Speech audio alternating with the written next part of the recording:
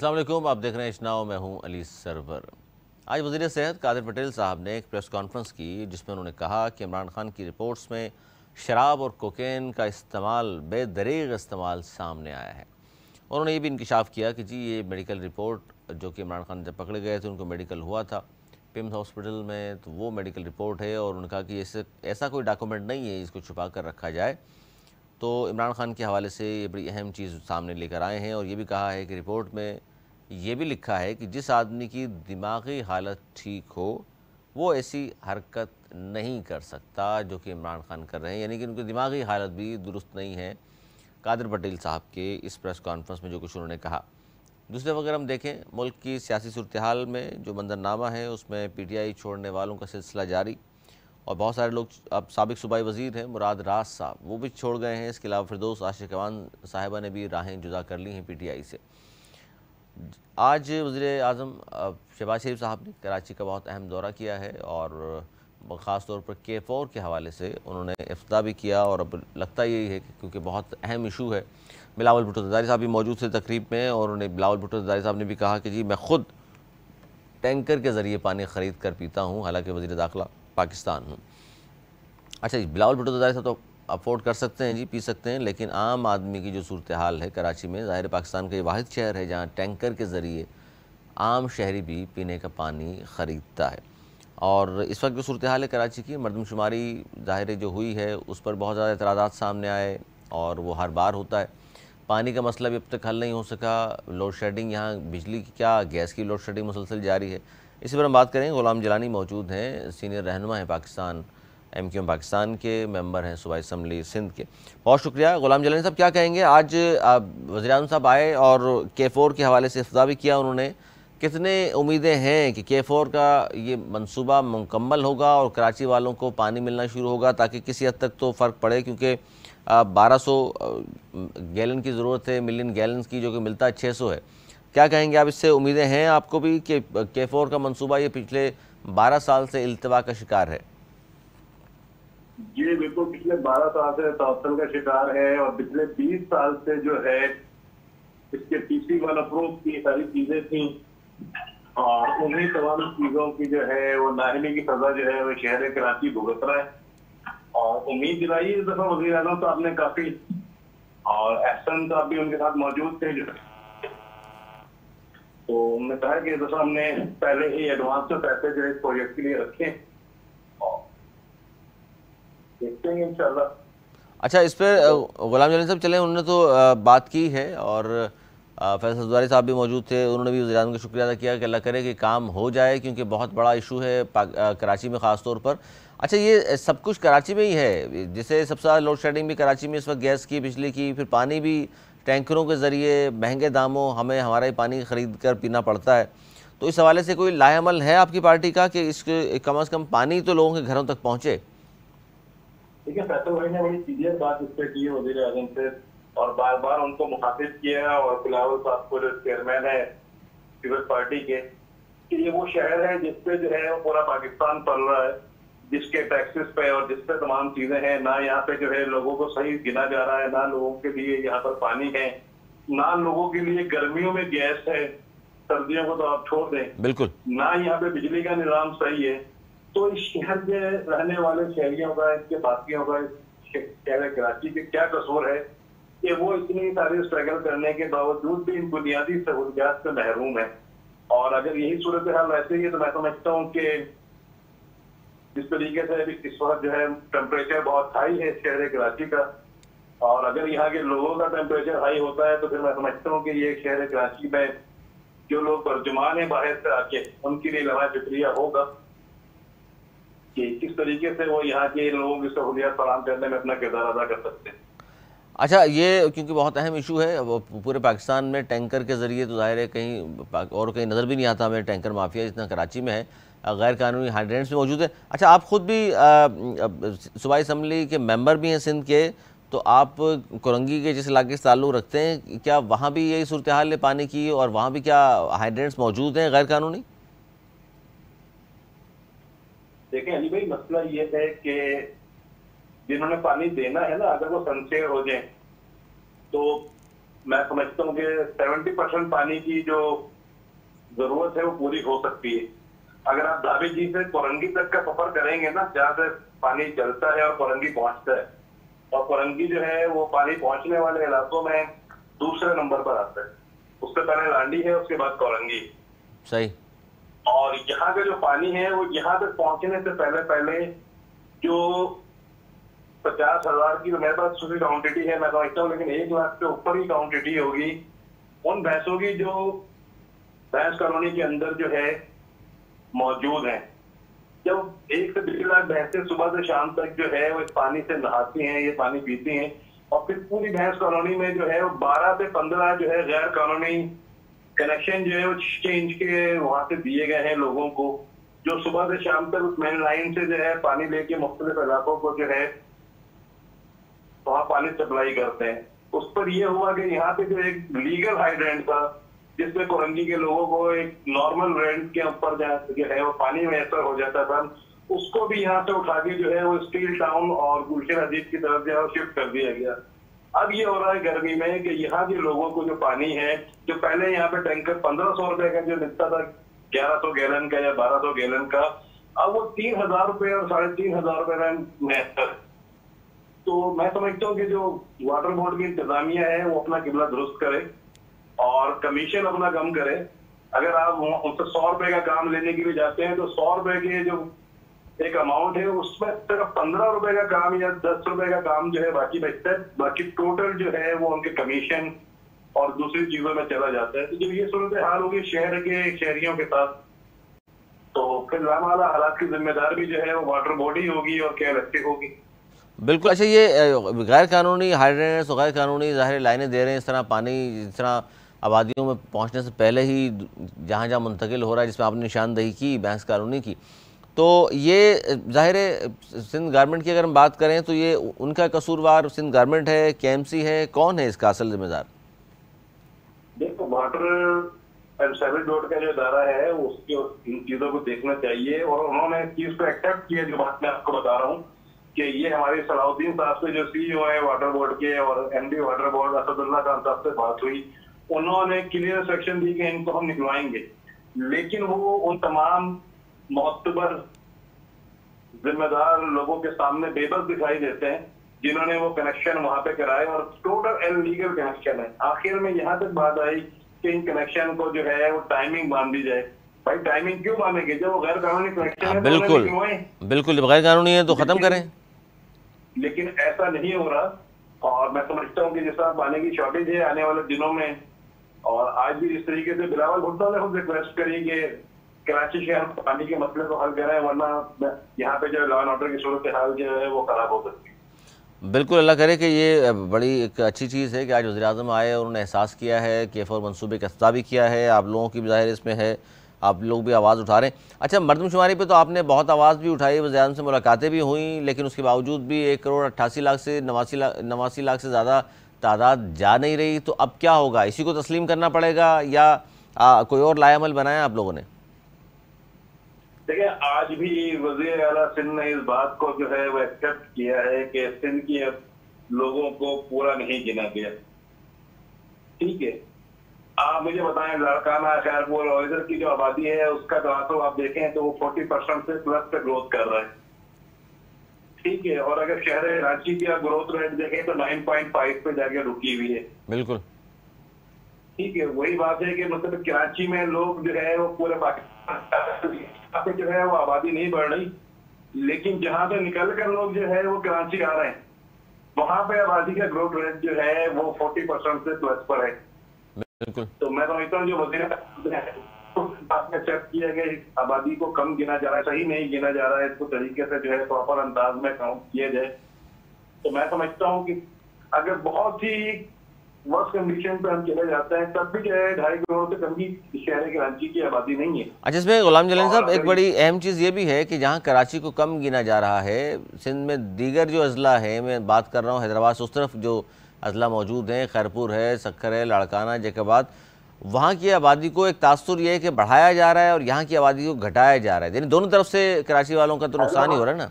हैदराबाद की आबादी को नहीं बढ़ा रहे, हैदराबाद के जो सराउंडिंग के एरियाज हैं उनको बढ़ा रहे हैं। मैंने मैंने कहा था कि लाड़काना को 40% में ग्रोथ रेट दिखा रहे हैं कि पॉपुलेशन जो है वहाँ की 40% जो है वो ग्रोथ कर रही है। अब लाड़काना जैसे शहर में अगर आप ये गए और आप जो है खैरपुर जैसे में और दूसरे शहरों में, तो मैं समझता हूँ कि जो बात वजीर साहब ने की है उसको जो है वो बड़े गौर करने की चीज है। नहीं तो वज़ीर आला ने, गुलाम जलाल साहब, वज़ीर आला ने फिर कहाँ की आबादी बता दी कि सिंध की आबादी को दुरुस्त नहीं गिना जा रहा, फिर वो अंदरूनी सिंध में तो गिना जा रहा है, इसका मतलब सिर्फ कराची का नाम ले देते, सिर्फ कराची में दुरुस्त नहीं है। मैंने कहा ना कि उन्होंने बात घुमा के करने की कोशिश की, लेकिन जो सच होता है वो मुंह से निकल ही आता है। और इस चीज को उन्होंने माना कि मतलब मुझे बताया कि 1,63,00,000 की आबादी 2017 की मरदमशुमारी में थी और सिर्फ 12 लाख की आबादी बढ़ेगी पूरे कराची में 5 साल के अरसे में। सिर्फ मेरे डिस्ट्रिक्ट कोरंगी की आबादी जो है वो 7 लाख जो है वो 7-7.5 लाख की है वो बढ़ी है। बाकी कराची में 6-7 डिस्ट्रिक्ट और भी हैं।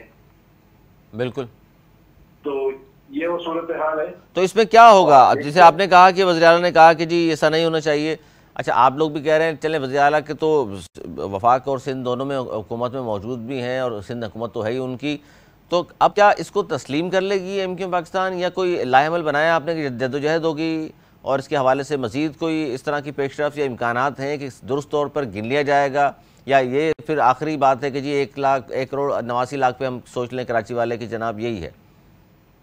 देखिए, कन्वीनियर डॉक्टर खालिद मकबूल सिद्दीकी भाई ने भी और मुस्तफा कमाल भाई ने भी बड़े वाज़ेह अंदाज में ये बात की है कि खुदारा इस शहर कराची की आबादी को सही से गिन लें। सही है, इसमें आपने अगर मर्दों गिन लिया, औरतों को नहीं गिना, तो साथ में औरतों को भी गिने।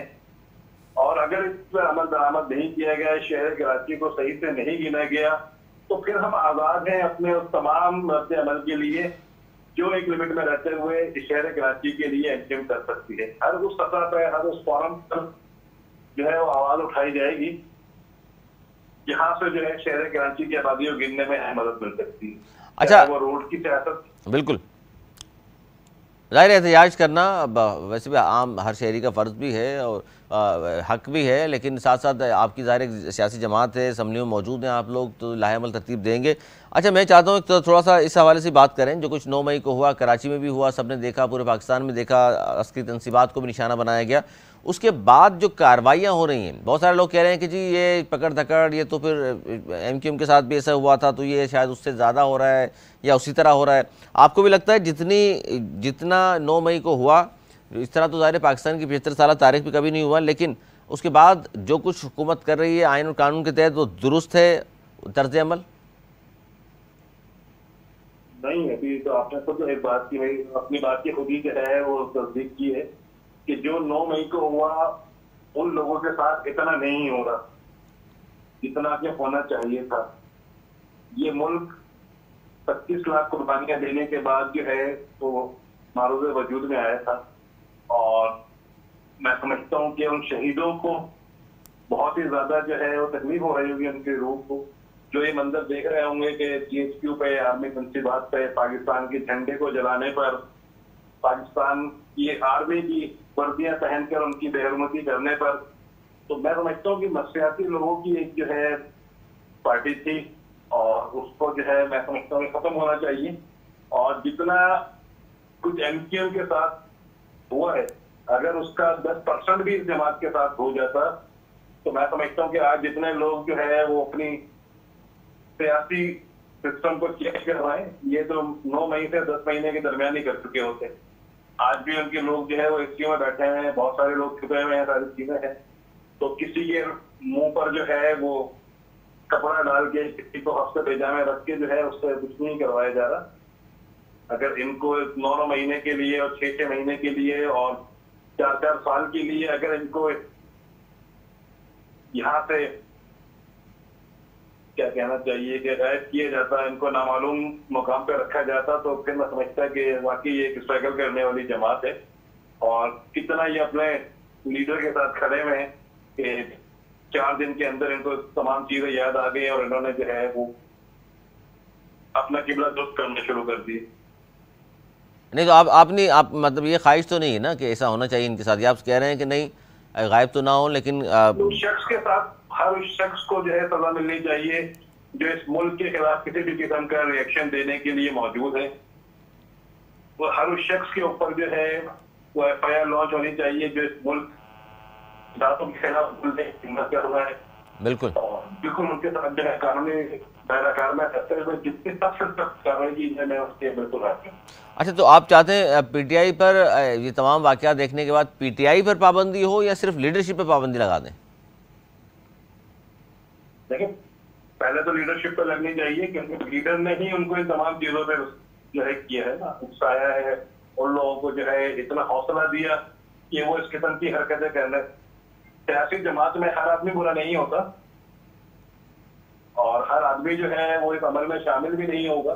जो लोग शामिल थे उनके ऊपर बिल्कुल जो है कार्रवाई करनी चाहिए और मैं समझता हूँ इमरान नियाजी साहब के ऊपर जो है पाबंदी भी लगनी चाहिए कि उन्होंने जिस तरीके से लोगों को और बहुत सारे और लीडरान जिन्होंने जो अल्फाज इस्तेमाल किए पाकिस्तान आर्मी के लिए और पाकिस्तान के जवानों के लिए, सिपाहियों के लिए, तो उन पर पाबंदी लगनी चाहिए।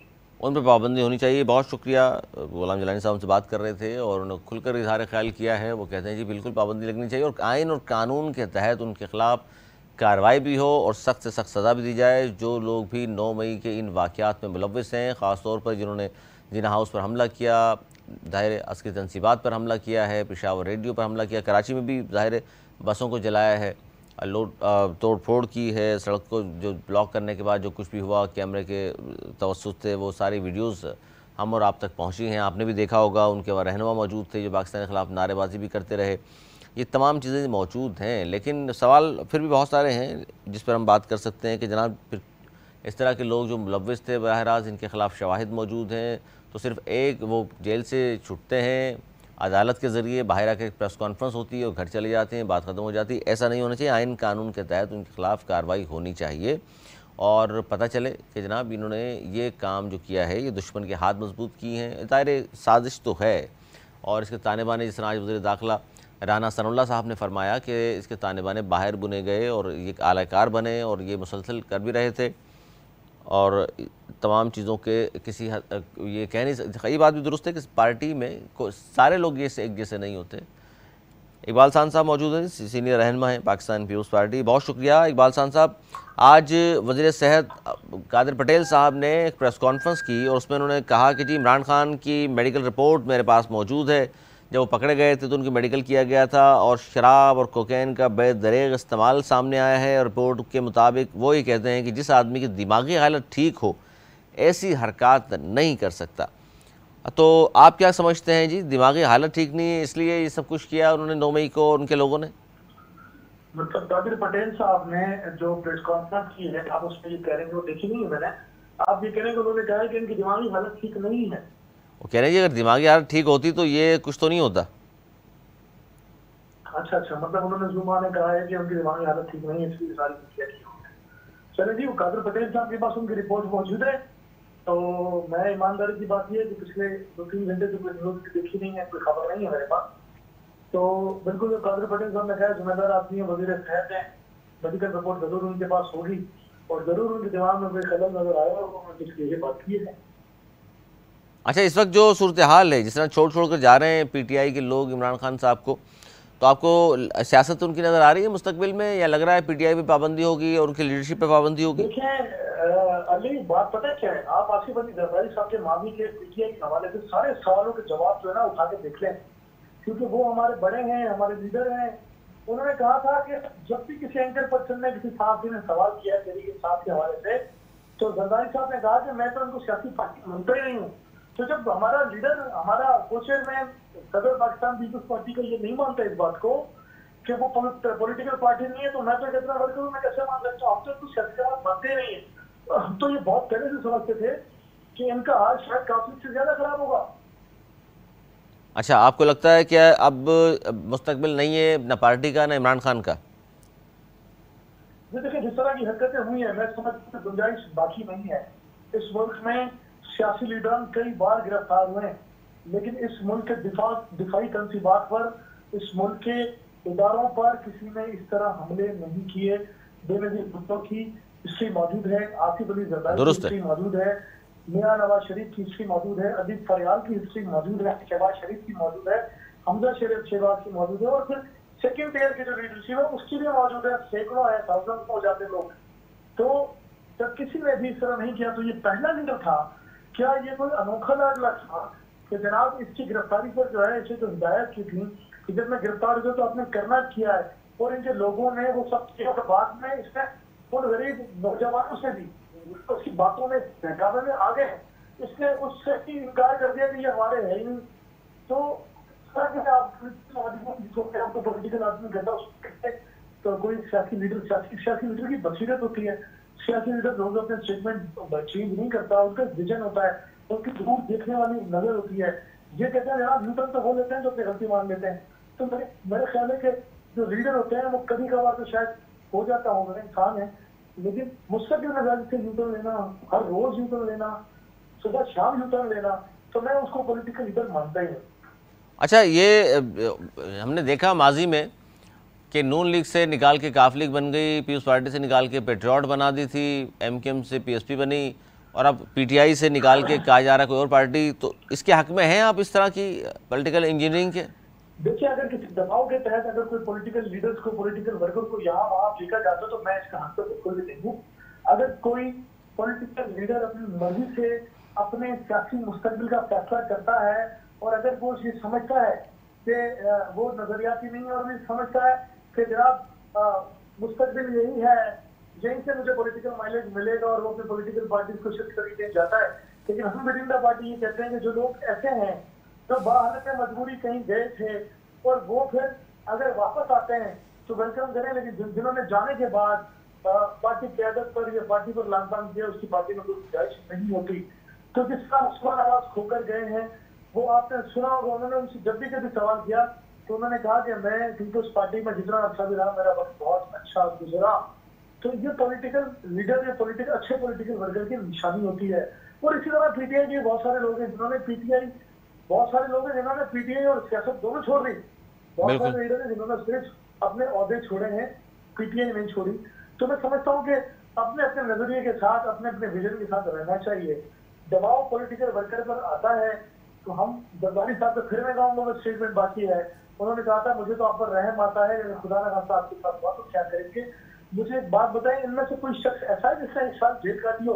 पीटीआई का कोई एक आदमी नहीं है अली, यहाँ ये बर्दाश्त नहीं। हम तो कहते थे कि ये नहीं कर पाएंगे और ये वक्त हर पॉलिटिकल पार्टी पर आया है, कम से कम पाकिस्तान में तो आया है। तो हमारे तो लीडर ने 5-5 साल जेलें काटी हैं, 12-12 साल 13-13 साल जेलें काटी हैं, शहादतें सोबतें बर्दाश्त की, पूरे खाए। घर के सारे मर्द जो है वो कोई भी तबई मौत नहीं मारा, सबकी शहादतें हुई हैं। तो अभी ये कह देना बहुत आसान है, दुरुस्त है, क्योंकि ये बात दुरुस्त है आपकी, क्योंकि कल मलाइका बुखारी साहिबा ने फरमाया पार्टी छोड़ते हुए जेल से बाहर आई कि जी 15 दिन मैंने अडियाला में गुजारे और बड़ी गर्मी होती है। तो मोहतरमा कैद तन्हाई में 6-6 महीने रही हैं जेल में, वो भी रिकॉर्ड पर मौजूद है, वो भी ज़ाहिर खातून थे। 50 डिग्री पर सखर जेल में शहीद मोहतरमा बेनजीर भुट्टो को चटाई पे सुलाया जाता था। ये वो पार्टी नहीं है, ये वो लोग नहीं है, ये पॉलिटिकल विजनरी नहीं है, इनकी सियासत से कोई लेना देना नहीं है। ये अपॉर्चुनिस्ट थे, इन्होंने अपॉर्चुनिटी हासिल की। सियासी लीडर तो स्ट्रगल करता है, मेहनत करता है, जद्दोजहद करता है। ये तकरीरों और जलसों को जद्दोजहद कहते हैं, ये रैलियों को जद्दोजहद नहीं होती। जद्दोजहद करने का टाइम अब आया, ये करें करके जद्दोजहद, शायद पीटीआई कायम रह जाए। हमसे सवाल करते थे पीटीआई पीपल्स पार्टी महदूद हो गई, तो अली मैं जवाब में कहता था कि मेरी दुआ है कि खान साहब को कोई गोली ना मारे, मेरी दुआ है कि खान साहब को कोई फांसी ना चलाए। जब पूछूंगा खुदा ना खास्ता ऐसा कभी हुआ फिर मैं पूछूंगा पीटीआई कितनी बाकी रह जाती है। अच्छा, ये जो परिंदे सर मुख्तलिफ पार्टीज में आते जाते हैं, पीपल्स पार्टी में शामिल हो जाते हैं, कभी नून लीग में चले जाते हैं, कभी पीटीआई में आ जाते हैं, फिर घूम फिर के वापस, तो ये मेच्योरिटी का सबूत देते हुए इन सियासी जमातों को, जो पुरानी सियासी जमातें हैं जिनकी नज़रियात पे जो कायम है, पीपल्स पार्टी है, दूसरी पार्टीज, ये जब वापस आते हैं सर तो इस पर कोई कदगन नहीं होती कि जनाब आप पूरे पाकिस्तान की पार्टियों में घूम के फिर आ जाएं, कोई मसला नहीं? देखिए, अब तक तो ऐसे ही हुआ है कि पीटीआई में सारा ये मजमा गया था, अब तक तो ऐसे ही हुआ है। पार्टी के अंदर देखिए इख्तलाफ होता है, ऐसा नहीं है, पार्टी के अंदर इख्तलाफ राय भी होती है। अब मेरी पार्टी है या किसी और पॉलिटिकल लीडर की पार्टी, उसका अपनी पार्टी से इख्तलाफ हुआ और उससे इख्तलाफ के तहत अपनी पार्टी को छोड़ा, लेकिन अपनी पार्टी पर लामकाम नहीं कि जिसके साथ उसने 10 साल गुजारे, 20 साल गुजारे, 15 साल गुजारे। तो मैं समझता हूँ कि फिर वो कहीं अच्छा पॉलिटिकल वर्कर, अच्छा पॉलिटिकल लीडर है, लेकिन यहाँ पीपल्स पार्टी छोड़ के मैं नून लीग में जाऊँ, पीटीआई छोड़ के मैं पीपल्स पार्टी में और अपनी साबिका पार्टी को गालियां देना शुरू कर दूँ, तो मैं ये समझता हूँ कि ये अच्छे पॉलिटिकल वर्कर की निशानी नहीं है। ये अपॉर्चुनिस्ट होते हैं और हम विद इन द पार्टी ये कहते हैं कि जो पार्टी में से जाने के बाद भी इन्होंने पार्टी की इज्जत और तौकीर में, हमारी क़यादत की इज्जत और तौकीर में, पार्टी के मफाद के खिलाफ कोई ऐसी लूज टॉक नहीं की है, उसके लिए पार्टी में गुंजाइश कहीं ना कहीं की है। क्योंकि पॉलिटिकल वर्कर है, कहीं ना कहीं तो अपना रास्ता तलाश करेगा, लेकिन उसको हम ये तो नहीं कुर्जे में बंद कर सकते कि जनाब क्योंकि आप पीपल्स पार्टी में, तो लिहाजा आप पॉलिटिकल एक्टिविटीज बंद कर दें और कहीं नहीं जाए। एक पॉलिटिकल वर्कर जो है सियासत के बगैर जो है ना रह नहीं सकता, तो उसको रास्ता भी चाहिए। अच्छा, अब ये बताइए कि मेयर कराची के हवाले से 15 जून को ज़ाहिर होगा इलेक्शन, उस हवाले से वहाँ, लेकिन पीपल्स पार्टी ने अब तक जो है ऐलान नहीं किया। मुर्तज़ा वहाब साहब होंगे, नजमी आलम साहब होंगे या कोई और होंगे। हालांकि जलसा जो हुआ था, देखिए यकीनन विद इन द पार्टी तो मुशावरत हो गई होगी, विद इन द पार्टी तो शायद फैसला भी मैं समझता हूँ हो गया हो, डिस्क्लोज नहीं किया वो गलत है, ठीक है। और पार्टी का ही क़यादत का फैसला होता है कि क़यादत जो है अपनी पार्टी के किस, यानी दोनों ही आप ये कह रहे हैं कि मुर्तज़ा वहाब हो या नजमी आलम, दोनों इक्वल हैं, इक्वल सलाहियतें हैं दोनों में, आप समझते हैं नहीं थोड़ा बहुत? देखिए दोनों की, देखिए इक्वल सलाहियतें तो अभी किसी के अंदर नहीं होती, हर एंकर पर्सन की भी सलाहियतें डिफरेंट होती हैं। तो इक्वल सलाहियतें तो दोनों अपनी अपनी जगह बासलाहियत हैं, दोनों अपनी अपनी जगह कैपेबल हैं, पार्टी के लिए मेहनत करते हैं, दोनों चेहरे हैं, दोनों पार्टी के काम को आगे बढ़ाना चाहते हैं, पार्टी का मैार बढ़ाना चाहते हैं। मैं किसी एक को तो क्यों ये कैपेबल है और ये कैपेबल नहीं है, तो लेकिन वैरायटीज दोनों डिफरेंट हो सकती हैं। दोनों की जो ना जो एक्सपर्टीज जो है वो थोड़ी सी डिफरेंट हो सकती हैं कि जनाब वो किस तरह चलाना चाहेंगे और ये किस तरह चलाना चाहेंगे। लेकिन नहीं, जैसे एक है ना कि जैसे नजमी आलम साहब के बारे में ये है कि जी ग्रास रूट लेवल से ऊपर आए और अवामी आदमी हैं और मसाइल हल करने में कोशिश रहते हैं। सीनियर पार्टी वर्कर है, सीनियर पार्टी वर्कर है, ग्रास रूट के वर्कर हैं, इसीलिए वो डिस्कस में आज भी हैं। दूसरी तरफ मुर्तज़ा वहाब है, जो बाई फैमिली उनकी मदर जो है वो एमएनए नहीं पार्टी थी, तो Murtaza Wahab is a young personality, तो मैं समझता हूँ कि वो एक अच्छे पढ़े लिखे जो है ना बैरिस्टर है। तो मुझे ने कहा ना दोनों की सलाहियत डिफरेंट है, उनकी सलाहियत उनके साथ है और उनकी सलाहियत उनके साथ है। तो यकीनन जो नजमी आलम है वो सीनियर साथी हैं, मुर्तज़ा वहाब उनके मुकाबले में काफी यंग है, तो ओबियसली यानी आप ये कह रहे हैं कि जी लगा हुआ है पार्टी के अंदर। नहीं, तो आप ये कह रहे हैं इकबाल साहब सीनियर चूंकि हैं और जाहिर इतने अरसे से हैं, अवामी भी हैं, तो उनका हक बनता है ज़्यादा। देखिए मैं समझता हूँ कि हक सिर्फ क़यादत का है कि वो फैसला कर कौन सा जियाला जो है वो पार्टी की मेयरशिप का जो है उम्मीदवार है। अच्छा, सीनियरिटी मैटर नहीं करती आपके यहाँ? देखिए मैं समझता हूँ कैपेबिलिटी मैटर करती है। अच्छा, कैपेबिलिटी में आप समझ रहे हैं कि वो मुर्तज़ा वहाब साहब ज़्यादा है? मैं कुछ नहीं कह सकता इस बारे में कौन ज़्यादा है, मेरी नज़र में दोनों ही हैं। अच्छा, आपकी नज़र में दोनों ही बहुत अहम है। और आपको नज़र आ रहा है कि पीपल्स पार्टी का ही मेयर आ रहा है, या वहाँ तो दावा कर दिया गया क्योंकि पीटीआई के साथ इत्तेहाद हो गया जमात इस्लामी का, तो आप गुंजाइश ही नहीं है, मेयर पीपल्स पार्टी का आ रहा है। अच्छा, कैसे ये थोड़ा सा समझाएं ना, कैसे होगा? क्योंकि उन्होंने कहा कि जी देखिए 43 इनके हैं, 88 हमारे हैं, 131 हमारे हो गए, तो आप शरीफ भी तो वजीर आजम बने हैं ना। तो सर क्या पीटीआई के लोगों को तोड़ा जाएगा? पीटीआई के लोग फॉरवर्ड ब्लॉक बना के 4 बैठे हैं, अली कहाँ है आप? नहीं तो फॉरवर्ड ब्लॉक पोजीशन पर है। मैं आपसे एक दावा कर रहा हूँ कि अगर पीटीआई जो है वो पीटीआई की मेजोरिटी लोग, पीटीआई आप किसको कहेंगे, जो इलेक्टेड मेंबर है पीटीआई के 42, उसमें से अगर 22 या 21 वोट एक तरफ होंगे तो आप क्या कहेंगे? मेजोरिटी हो गई ना वो। तो बात हो गई आप लोगों से? मेरे ख्याल में तभी बात हो, पुरानी बात हो गई, जमात इस्लामी पूरा लेगा। अच्छा, बात आपकी पहले हो चुकी थी, यानी हालांकि बहुत सारे लोगों ने ये कहा कि जी चूंकि क़यादत ने फैसला कर दिया पीटीआई की कि सब लोगों ने वोट देना है। अली अपने सियासत में अपने तब्दील शो नहीं किए जाते ना। नहीं तो पीटीआई के एक तरफ तो नहीं तो इकबाल साहब एक तरफ तो पीटीआई के, अभी आपसे मेरी बात हुई, आपने जाहिर कहा कि जी पीटीआई पार्टी नहीं थी, फैन क्लब है और उनके लोग भी ऐसे ही हैं, और दूसरी तरफ जरूरत पड़ रही है तो आप फिर मतलब 20-22 लोग उनके लेने को तैयार हैं। हम उनके वोट लेने के लिए तैयार हैं, वो 20-22 लोग हमें वोट करना चाहते हैं तो हम कैसे रोक लें? तो उनको क्या फायदा देंगे आप लोग? जाहिर है वो यूसी में चेयरमैन वाइस चेयरमैन है, जो उनकी यूसी के राइट से वो उनके दिए जाएंगे। खरीदा फरोख्त वाली बात तो नहीं है? ना ना ना ना ना ना ना, देखिए पहले माजी में भी इल्जाम लगा रहे हैं, साबित कुछ नहीं कर सके। लोगों ने आके, अल्लाह माफ करे, पॉलिटिक्स स्नैच पर लेकर आ गए तहरीक इंसाफ के लोगों ने कुरान पर हाथ रख के अपना पैसे नहीं दिया। इस लेवल पर ये लोगों को लेकर आ गए। अच्छा, अब जो लोग हैं जमात के, वो पीटीआई के, वो जमात को नहीं वोट देंगे और आपको दे देंगे, इसकी क्या वजह है? सर हो सकता है जमात के लोग भी कुछ हमें वोट करें। अच्छा, ये तो आप मतलब अब जमात के तो बड़े पक्के लोग हैं, आपको लगता है कि वो भी आपसे राब्ते में हैं? सॉरी अली, आवाज ड्रॉप हो रही है। मैंने कहा राब्ते में हैं आपके जमात के लोग भी? जी, पॉलिटिकल लोग सबसे राब्ते में होते हैं, सारी तो ऐसा सर क्या ऐसी ऑफर कर रहे हैं आपके, वो अपनी अपनी जमातें छोड़ के क़यादत की बात को भी एक तरफ रख के? वो समझते हैं कि जिन इलाकों से उन्होंने इलेक्शन जीता है तो शायद इस बात को महसूस करते हैं कि पीपल्स पार्टी के साथ जाना, पीपल्स पार्टी के वोट दोनों, जहां से उन लोगों ने मुंतखब किया, उनकी खिदमत इसी तरह हो सकती है। अच्छा, यानी जमात इस्लामी का मेयर आ गया तो कराची की खिदमत नहीं होगी? देखिए, तो उनका विजन है ना, वो इस तरह सोचते हैं कि जी दिन में गवर्नमेंट ये है, पार्टी की तरह जो वसीम अख्तर साहब और दीगर कुछ लोग रहे पीपल्स पार्टी की पार्टी का पॉलिटिकल विजन रखने वाले लोग इस बात को बखूबी जानते हैं कि इसका मफाद, उनकी ताउन का मफाद इसी बात। अच्छा, पॉलिटिकल लोग मफाद जानते हैं, यानी मफाद परस्ती हो गई ये तो। मफाद आप वो उस लोगों से वोट लेकर आते हैं तो उनका मफाद सबसे पहला होना चाहिए।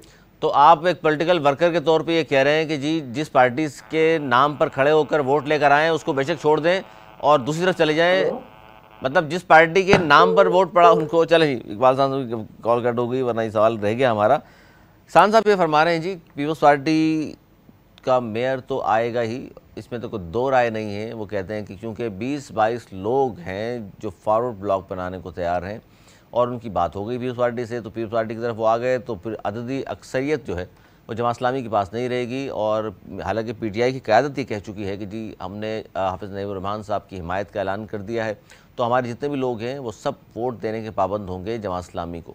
लेकिन उसके बावजूद पीपल्स पार्टी के दावे आपके सामने हैं। 15 तारीख भी बहुत दूर नहीं है और पता चल जाएगा जी कौन मेयर कराची के तौर पर सामने आता है। अब तक तो पीपल्स पार्टी का मुर्तज़ा वहाब और नजमी आलम साहब के हवाले से फ़ैसला नहीं हो सका कि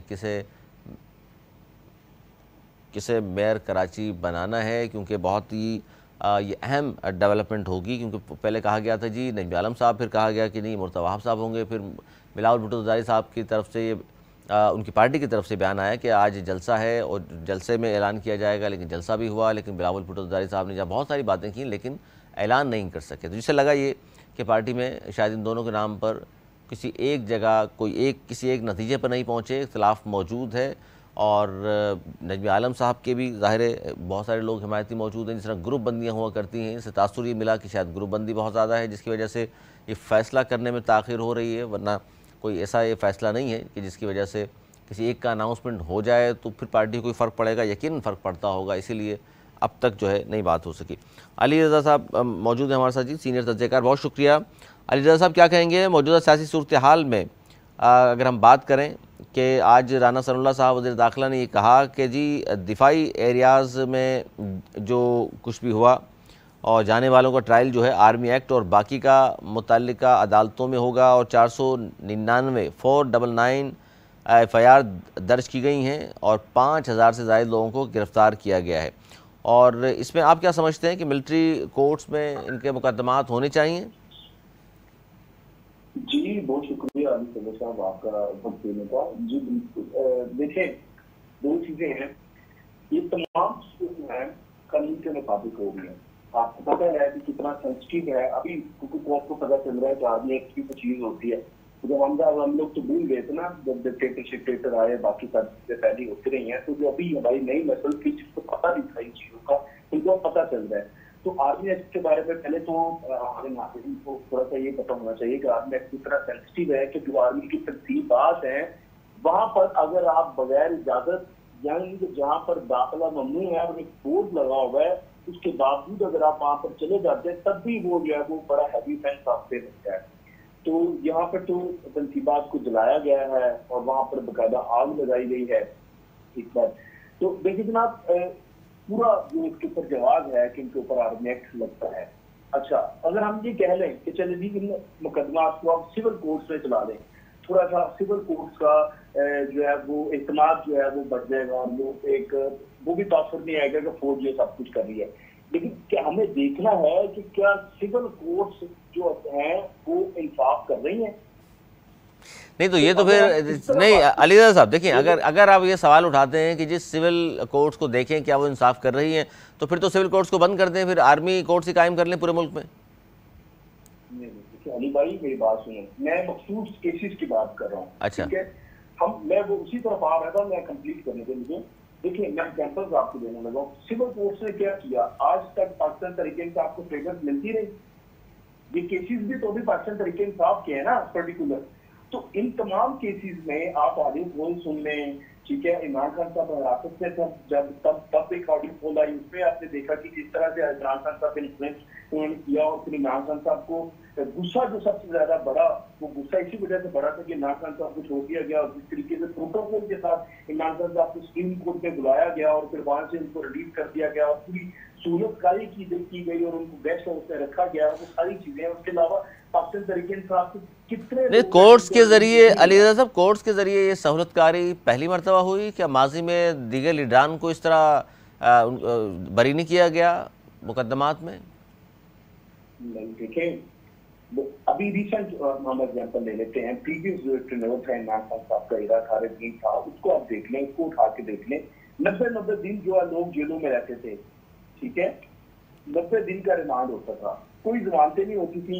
इवन कैसा होता था कि जमानत का केस लगा होता था और वो जज तब्दील हो जाता था और केस खत्म हो जाता था, केस की अर्ली डेट का पता नहीं होता था, गैर मुआयना मुद्दत के लिए जो है वो केस से पोस्टपोन हो जाया करता था। अच्छा 90 दिन वाला तो सर खत्म कर दिया ना, वो तो तब्दीली कर दी 90 दिन में। अब 90 दिन वाला जो रिमांड था वो तब्दील कर दी है। वो तो एग्जाम्पल दिए ना, मैं उसके अलावा हजारों एग्जाम्पल हैं। राना सनाउल्लाह की जमानत आपने देखा कैसे हुई मंशियात के केस में, जज बैठा होगा, केस की समाप्त कर रहा है, अचानक व्हाट्सएप पे जज तब्दील हो गया, केस ही डिस्पर्स हो गया, ठीक है, गैर मुआयना मुद्दत के लिए केस मुलतवी हो गया। ये तो आई विटनेस है, हम लोगों ने विटनेस की है ये वाली। अब ये रिसेंट है, मतलब इतनी याददाश्त हमारी नहीं है कि मैं ना पता हो। नहीं तो राना पर जो केस बना था, नहीं सर देखिए, नहीं अली रज़ा साहब देखिए, राना सानुल्लाह साहब पर जो 15 किलो हीरोइन का केस बना था, वो आप भी जानते हैं किसने बनाया था, फिर क्यों उन्होंने ख़त लिखा था बाजवा साहब को कि देखिए मुझ पर ये केस बना था, फलां लोग, ये वो तमाम वो प्रेस कॉन्फ्रेंस आपको भी याद होगी, शहरियार आफरीदी साहब ने और एक और साहब ने प्रेस कॉन्फ्रेंस भी की थी। होना तो ही चाहिए, दूध का दूध पानी का पानी होना चाहिए था कि जनाब ये गलत था तो कोई माफ़ी तो मांगे, आके माजरत तो करे। बिल्कुल होनी चाहिए। ये तो मैं सिर्फ आपको एग्जाम्पल में केस को डिस्कस कर लेते हैं। केस से पहले मैं जो एग्जाम्पल बेसिकली आपको देना चाह रहा हूँ कि कोर्ट्स में होता क्या रहा है, कंपैरेटिवली मैं कंपैरिजन आपको करके बता रहा हूँ। जब तवाज़ुन आप देखें तो पाकिस्तान तरीके इंसाफ पर कोई भी बंदा जाता है इस्लामाबाद हाई कोर्ट में या लाहौर हाई कोर्ट में, उसको फौरन बेल मिल जाती है। ये मुस्लिम लीग नून के साथ नहीं था। मुस्लिम लीग नून के लोग 30 दिन के रिमांड से, कुछ लोगों के तो 90 दिन के रिमांड काट के आए हैं। आप फैसल इकबाल को देख लें, आप राना सनाउल्लाह को देख लें, आप इस्माइल को देख लें, शाहिद खान अब्बासी को देख लें, जितने भी लोग गए हैं उनको इतना अब्रप्ट इंस्टेंट रिलीफ किसी को नहीं मिला। अगर मिला तो आप मुझे एक एग्जांपल दिखा दें, मैं मान जाऊंगा कि सिविल कोर्ट्स। अच्छा नहीं देखिए, इसमें अली रज़ा साहब आप माजी करीब की बात कर लेते हैं। लाहौर हाई कोर्ट ने जिस तरह फैसले दिए नून लीग की क़यादत के हवाले से, आपको याद होगा लोग तंजिया ये फिक्रा कहा करते थे कि ये लाहौर हाई कोर्ट नहीं, ये लोहार हाई कोर्ट है। तो ये सब कुछ होता रहा है ना माजी में। तो जी वो कैसे होता है, उस तरफ भी हम आ जाते हैं। वो जब नहीं, मेरा मकसद ये नहीं उसको डिस्कस करें। मैं चाहता ये हूँ अली रज़ा साहब, देखिए मैं चाहता हूँ लोगों को ताकि पता चले आपका तजिया के ये हमारी बदकिस्मती है, हमारे निजाम की, हमारे सिस्टम की। एक तो केसेस बहुत कमजोर बनाए जाते हैं पॉलिटिकली, आज भी तो केसेस बन रहे हैं, ये बहुत कमजोर है। ये जो भी फौजी तनसीबात पर हमको वाले केसेस के अलावा नहीं सर, फौजी तनसीबात पर जिन्होंने भी हमला किया वो उनको तो कोई मेरा ख्याल पाकिस्तानी ऐसा नहीं होगा जो ये ना कहे कि इनको करार वाकई की सज़ा ज़रूर मिलनी चाहिए। जो भारत हमारा दुश्मन नहीं कर सका 75 सालों में, वो हमारे ये इस तरह के लोग जो शरपसंद थे इन्होंने कर दिखाया, उस पर तो कोई दो राय नहीं है। मेरा सिर्फ मकसद ये था कि बहुत सारे लोग खासतौर पर इंसानी हकूक़ की तंजीमें ये सवाल उठा रही थी, तो मैंने कहा मैं आपके सामने भी रखूँ। अच्छा ये बताइए कि इस वक्त जो सियासत है उसमें PTI की और इमरान खान की क्या गुंजाइश नज़र आ रही है आपको? PTI की तो गुंजाइश है मुझे लगता है, लेकिन इमरान खान साहब की गुंजाइश मुश्किल है। अच्छा PTI आप समझते हैं कि माइनस इमरान खान जो है चलती रहेगी?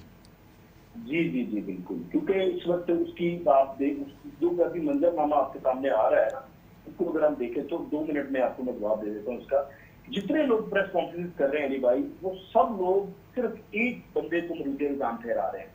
फैजुल हसन चौहान की प्रेस कॉन्फ्रेंस देख लें, उसने कहा इमरान खान साहब ने नहीं रोका। बिल्कुल इजहारुल हक ने कहा कि मुझे निदामत है, मैंने इमरान खान का साथ दिया। जितने लोग हैं वो सारा जो मुद्दा है ना वो इमरान खान पे डाल रहे सही। हैं। इवन तो ये कहते हैं कि इमरान खान साहब ने सोलो फ्लाइट ली थी, इसका मतलब क्या है कि इमरान खान साहब के बगैर वो चल सकते हैं। ठीक है, तो मुझे ये लगता है कि या तो इमरान खान साहब की कोई तो फरिश्ता ये जो आके उनकी कोई डील क्रैक कर दे, अदरवाइज मुझे तो वो नहीं लगता कि इमरान खान साहब सियासत में है अभी फिलहाल।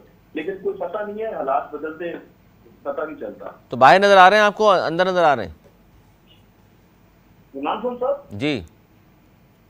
आप पाकिस्तान से बाहर की बात करें? पाकिस्तान से बाहर या जेल के अंदर? मुझे लगता है कि अभी भी इमरान खान साहब को जेल में डालने का मुनासिब वक्त नहीं है कि इमरान खान साहब अगर जेल जाएंगे तो वो उनको सेंसिटिव मिलेंगी, वो गेन कर जाएंगे। और हुकूमत भी ये नहीं चाहेगी कि सर मुनासिब वक्त क्यों नहीं है, जब सारे लोग प्रेस कॉन्फ्रेंस करके कह रहे हैं कि जी खान साहब ने शवाहिद मौजूद हैं, वीडियोस ऑडियोज मौजूद हैं, फिर भी नहीं पकड़ा जा रहा, वजह?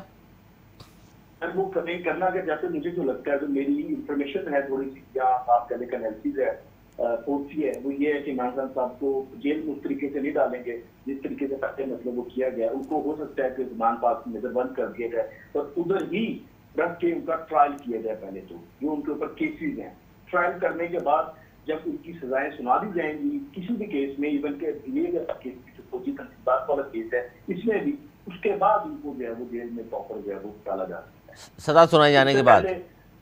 हाँ जी हाँ जी। अच्छा, आपके पास क्या इन्फॉर्मेशन है सर? ये जहांगीर तरीन साहब का बहुत नाम आ रहा है कि नई पार्टी बन रही है, पीटीआई के लोग इकट्ठे होंगे वहाँ पर, और क्या पता नहीं नाम रखा जाएगा, सरबराह कौन होगा? सर इन्फॉर्मेशन है इस हवाले से कुछ अलीरज़ा साहब आपके पास? सर ये वही पुराना स्क्रिप्ट है जो प्रेशर ग्रुप्स होते हैं, प्रेशर ग्रुप्स जो यानी नून से निकाल के काफ बना दी, पीपल्स पार्टी से निकाल के पेट्रियट बना दी, इस तरह ये प्रेशर ग्रुप्स ही फैसला करेंगे कि किस पार्टी ने रूल करना है पंजाब में और वफाक में। ये प्रेशर ग्रुप्स ही फैसला करेंगे कि किसने वज़ीर आज़म बनना। और जहाँ तक मेरी इंफॉर्मेशन है वो ये है कि बिलावल जो है वो वफाक में आएगा। ये जो प्रेशर ग्रुप बनेगा काफली और जहांगीर तरीन वाला, ये वफाक में पीपल्स पार्टी को सपोर्ट करेगा और उधर फिर मजबूरन नून लीग को भी पीपल्स पार्टी को सपोर्ट करना पड़ेगा और नून लीग पीपल्स पार्टी जो है वो उनका वज़ीर आज़म होगा, वो बिलावल ही होगा। और पंजाब में जो है ना ये लोग नून लीग को सपोर्ट करेंगे और पंजाब में जो चंक है बड़ा वो नून लीग को दिया जाएगा। तो सर ये सारे अलीरज़ा साहब सारे एक दूसरे को सपोर्ट करेंगे तो अपोजिशन कहाँ होगी? सर ये वो वैसाखी जमहूरियत होगा ना, जो वो पुराना मॉडल था जरदारी साहब वाला, याद है आपको? वैसाखी जमहूरियत होगी या कौमी हुकूमत है? ये कुछ भी कह रहे हैं, वो शक्ल ही तब्दील होनी है ना, नाम कोई भी दे दे उसको। अच्छा, ये जो प्रेशर ग्रुप की आप बात कर रहे हैं, जहांगीर तरीन साहब के प्रेशर ग्रुप की आप बात कर रहे हैं, तो वहाँ सरबराही जहांगीर तरीन साहब खुद करेंगे? डेफिनेटली सर, आपको उनका हक बनता है, लेकिन उससे पहले उनकी सजाएं खत्म होंगी। बहुत कुछ है, तो बड़ा लंबा प्रोसेस है, अभी उनकी चीजें क्रैक नहीं होगी, जिन्होंने कि अभी तो वो नाहल है, उनकी सजाएं खत्म होनी है। जैसे मियां नवाज साहब नाहल है, उसी तरह वो भी नाहल है। ये सजाएं मतलब एक रेफरेंस है, देखते हैं कि किस तरह से क्या प्लान करने वालों ने प्लान किया क्या है, वो अब देखा जाएगा कि उनकी सजाएं कैसे। तो इसमें सारे सिनेरियो में सर सारे सिनेरियो में तो फिर नून लीग नुकसान में नहीं रही? बिल्कुल, नून लीग ने सबसे ज्यादा पॉलिटिकल कैपिटल अपना लूज किया है। इवन कि उन्होंने पार्टी के अंदर बहुत ज्यादा लूज किया है, क्योंकि इस वक्त तो मुस्लिम लीग नून 4 जगहों से ऑपरेट हो रही है। लाहौर से, बल्टॉन से, फिर जाती उमरा से मरियम नवाज साहिब है, फिर इस्लामाबाद में शराज काशी साहब है, लंदन में नवाज शरीफ साहब बैठे हुए। किसी को कोई पता नहीं चेन ऑफ कमांड कहाँ पे है, किसने क्या करना है। तो मुस्तकबिल करीब में सर जो आपने मंजरनामा बताया इंफॉर्मेशन की बुनियाद पर, इस मंजरनामे में फिर नवाज शरीफ साहब तो नजर नहीं आ रहे पाकिस्तान में? नवाज शरीफ साहब आएंगे, जो मेरी फोर्सी है, जो इंफॉर्मेशन भी कह रहे हैं, वो उनकी राह में जो एक रुकावट है, जो वो समझते हैं, वो मेन जो वज़ीर है वो समझते हैं कि इस वक्त न्यूट्रल नहीं है, और वो मौजूदा चीफ जस्टिस के होते हुए तो मुश्किल है वहाँ। यानी सितंबर के बाद ही यानी बंदियाल साहब जाएंगे, फायद ईसा साहब आएंगे तो वो आएंगे? जी जी एक्चुअली। बहुत शुक्रिया अलीरज़ा साहब ने तज़किया दिया जी, बहुत शुक्रिया आपका। इन्फॉर्मेशन की बुनियाद पर उन्होंने जो गुफ्तगू की है, नाज़रीन आपके हद तक मुत्तफ़िक हैं, आप तो ज़रूर अपने मैसेज के ज़रिए ज़रूर हैं, आप अपनी राय दे सकते हैं और आपकी राय मुकद्दम है, इंशाल्लाह शामिल भी करेंगे। आप मुझे दीजिए इजाज़त, अपना बहुत ख्याल रखिएगा। मौलाना इकबाल।